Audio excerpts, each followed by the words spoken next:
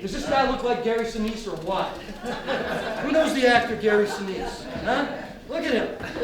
It's unbelievable. He's already looked him up because I said it earlier, right? You know, I'm trying to remember. I pulled up a quote.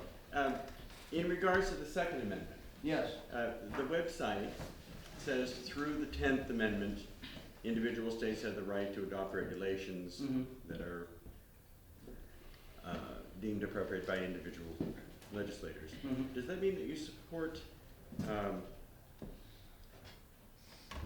common sense at the state level, common sense gun regulation bans, things like that? Where do you stand on I the state's support right? the Second Amendment wholeheartedly as written, but I support the 10th Amendment in getting at this issue here, which is violence in our communities.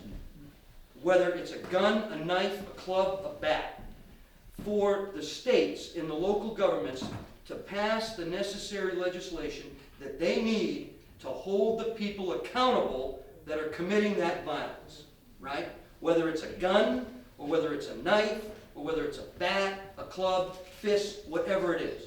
That's what I mean by that statement. I support and I trust our governors, our state legislators, our local government to do the right thing and stay true to the Second Amendment, but do common sense things to protect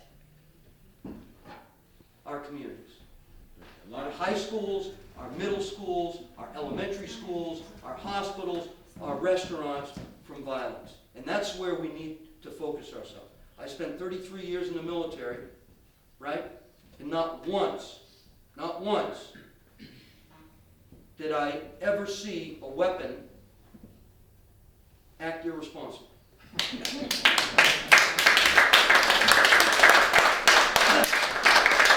you. The Yes, sir. state representative here has a question. Yes, sir. Yes, sir, to you, sir. A two-part question. Easy one first. What's the story of the dog? So, the story of the dog. Just before I retired, I got a call from Guardian Angels Medical Service Dogs from Lewiston, Florida. And they said, hey, we've been following you. We've been following your post-traumatic stress, TBI, sleep disorder, pain management. You don't know it, but I have 2 prosthetic hips and 3 prosthetic discs in my neck from bomb blasts and a helicopter crash, right? Doesn't look like it. I can jump, you know, do all kinds of things. It's great. Our technology is great, and they fixed me, right? But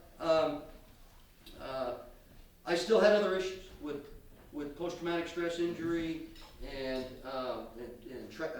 traumatic brain injury and stuff like that, sleep disorder. So they contacted me and they said, hey, listen, we think you'd be a great candidate for a service dog. Would you consider it? And I said, yes. Filled out all their paperwork, sent it off to them. They contacted me. It was about a 2-year process to get Victor. Victor is a federally trained, federally registered service dog, right? And he was trained to do a lot of things for me, but one of the things that he does for me that I share in public is I have a very severe form of sleep apnea where I stop breathing at night, right? And although I have a CPAP machine, I'm not in love with it, and I take it off. That means that my wife has spent a lot of her nights not sleeping well, afraid that I would not start breathing again when I stopped breathing. And she has woken me up plenty of nights, right? And so Victor was trained to do one of many things, but that's one of them. And he routinely wakes me up at night, either before I stop breathing because he can sense it, or when I stop breathing, he wakes me up, right? And it's great. He saves my life quite a bit, right? And like I said, he was 18 months old when I got him. He went through 18 months of training before I got him. And that's what Victor does for me. He is, by law, authorized to go with me everywhere I go. Now, I'll tell you what a difference it made in my wife's life. She now can sleep. And it's wonderful, because she's earned it after raising 3 boys. Well, 4 boys if you count me.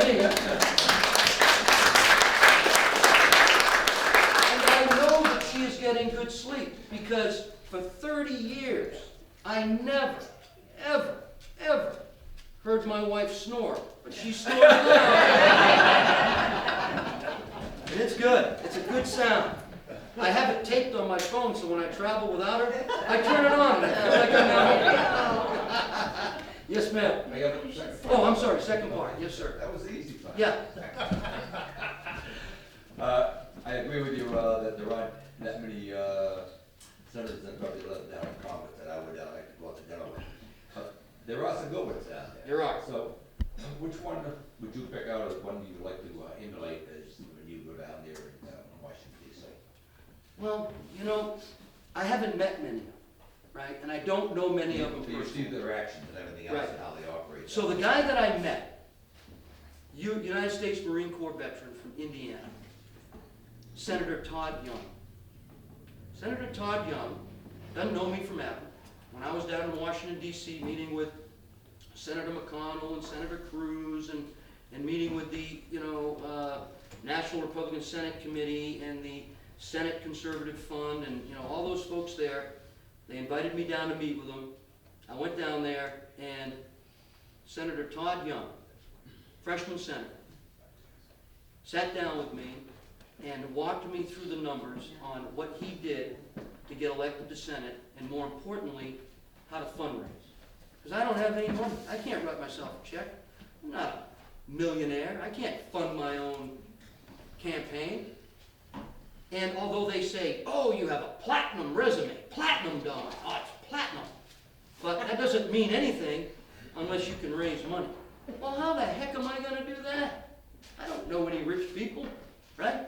But you have to call people and you have to ask them for money, and that's a hard thing to do.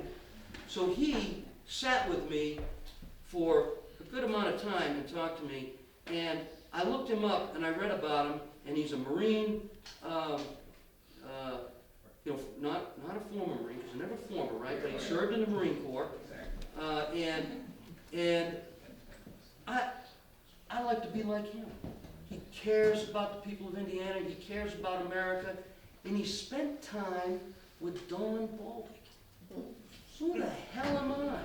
I was nobody to him. He didn't have to take time out of his day, but he did it. I'd like to be like him. You're an equal. Marine Corps, best people out there. I can't argue with that. We're gonna take a couple more questions, so, back Yes, there. ma'am. Yes, ma'am. There's some very liberal pockets in the state, Mhm. and I was wondering how you were going to go about reaching out to that millennial type, what your campaign has in store for reaching out to them. Well, I got to tell you, I have had pretty good success relating to millennials. One of the reasons why I wanted to teach at the university level, right? And at Southern New Hampshire University, I got the opportunity to do that. And I had a classroom full of our millennials. And I developed relationships with them, professional relationships, professor and student. But more importantly, I listened to them, and I asked them questions, and I care, right? I don't care if you're a liberal, a conservative, a moderate. I don't care who you are. If somebody cares, they're going to listen to you, and you're going to win them over. I've had, and I'm going to say this, I'm being taped, I've had a tracker since about March from the Democratic Party. Tracking me, filming me, right? It was great. I'm not going to say his name, It's not me. but, That's exactly what they would say. but he's a millennial, right? And I embraced him. I let him take me anytime he wanted to. He came to my leadership talks. He came to my veteran talks. He came to, all the, he's been in all these stuff. He's not here, but probably couldn't get through the door. But he, I invited him in and I befriended him, right? And I gave him water in the parade because I ran the whole parade, in Merrimack. I ran that whole parade, right? And I'm shaking hands on both sides of the street. And I got a shirt and a tie on, and he's running and filming me talking to people. And I look back at him, and he's sweating. And I said, here, have some water, have some water. He goes, oh, no, no. I go, yes, have some water. 33 years in the military, I've never had a heat casualty, and I'm not starting now. Right? And so I have befriended this guy, right? And so what does he say at my announcement to my daughter-in-law? He goes, I really hate this job because I really like your father-in-law. He's a good guy, right? And you just treat people with respect. I mean, like Portsmouth, like the social media, the college areas and the state, things like that, just, Yeah. it's gotta dig in. You got to dig in. I am going to go to colleges. I'm going to do things that Republicans don't normally do and go to college. I feel comfortable in a college. Heck, I just got hired by New England College to be a full-time professor there. So I'm going to be doing that, right? And I'm honored to do that. I have to work. I can't not work. My retirement check doesn't cover our monthly expenses, does it, dear? So I need another job, right? So I have to work another job while I'm campaigning. I'm not independently wealthy. I'm like you, right? I'm like you. And I talked to this young lady here about affordable education, right? The only way we're going to make education affordable for our millennials and for the people coming behind them is to change how we educate, right? Change how we educate. And here's my idea. I'll just throw it out there for you. You can think about it tonight, and next time we meet, you can tell me, you can shoot holes in it. But here it is. Why do we charge a young person for 4 years of school to get a bachelor's degree? Because we all know the first 2 years are a repeat of high school. Yep. So let's get rid of the first 2 years. And if they want a bachelor's, we've already made it affordable because we cut the price in half.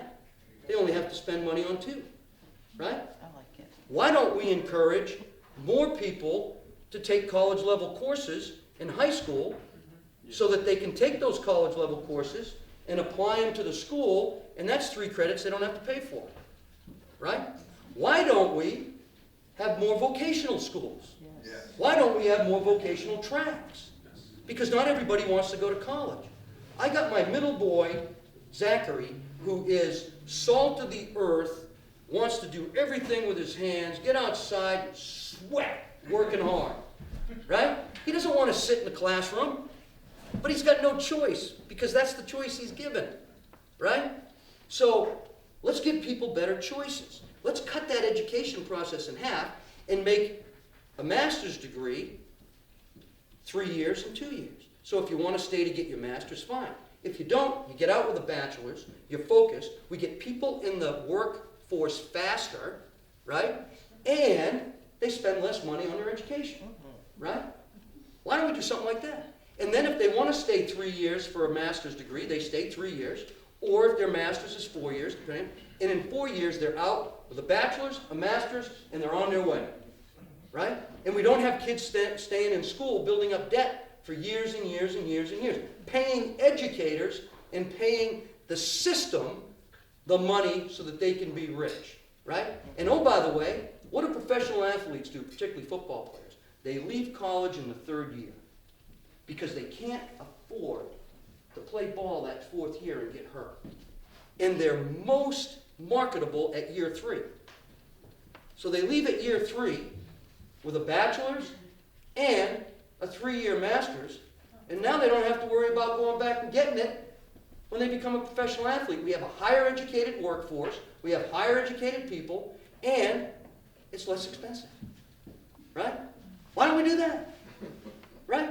Why do we make people take senseless courses all the time? But I tell you what, you talk about liberal. You've been on universities, you know what I'm talking about. They don't want this because they think it's going to cut into their wealth, their pay, right? The cartel. The cartel, right. Big problem, Done. Thank right? you. Are we done? No, yes, sir. I am sorry, but you've got to relate to them. You've got to get in front of them. I'm going to be going on campuses and of universities and colleges all over this state to make my case. You need to go to Portsmouth and run the block. I'm going to go to Portsmouth and run the block. I will do that. Thank you.